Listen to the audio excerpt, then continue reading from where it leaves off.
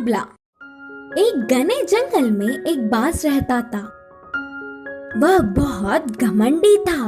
वह बहुत ही बलवान है करके उससे तेज और ऊपर कोई नहीं उड़ सकता करके गर्व करता था। इससे बिना किसी वजह से हर एक पंछी की मजाक उड़ाते हुए चिढ़ाता था।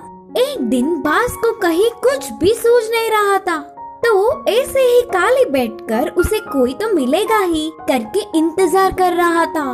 तभी उस तरफ से उड़ता हुआ जा रहे पंछी को रोककर कहा, हाँ, थोड़ा बल भी नहीं है और ना ही सुंदर हो, शायद अभी उड़ना भी नहीं आता।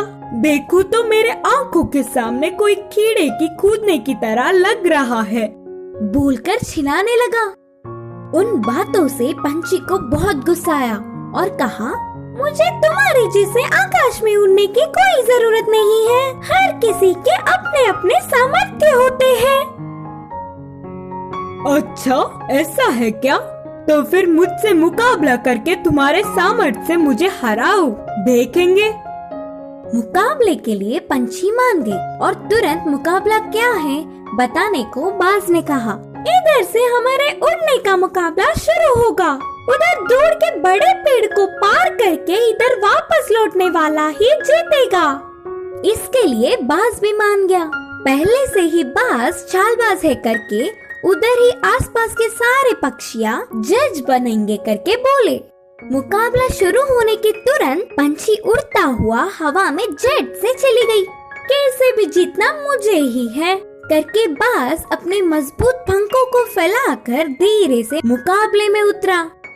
वे दोनों पेड़ों के बीच से उड़ने लगे और वह पेड़ बहुत ही बड़ा और ढालों से घना था। बाज बहुत तेज बिना कुछ सोचे उस पेड़ की तरफ गया। इससे उसके दोनों पंख दो ढालों के बीच फंस गए। वह ना ही आगे जा पा रहा था और ना ही पीछे। ऐसे ही बहुत देर तक तड़पने लगा। पंछी पतली सी और छोटी सी होने के कारण ढालों में घुसकर पत्तों के बीच से बाहर निकलते हुए अपने मुकाम पर पहुंच गई और मुकाबला जीत गई।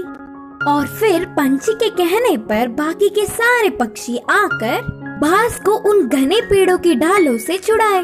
इससे प्रकृति में सभी एक समान है करके जानने वाला बाज उस दिन से किसी को भी परेशान नहीं किया और जंगल में सब एक साथ मिलजुल कर रहने लगे।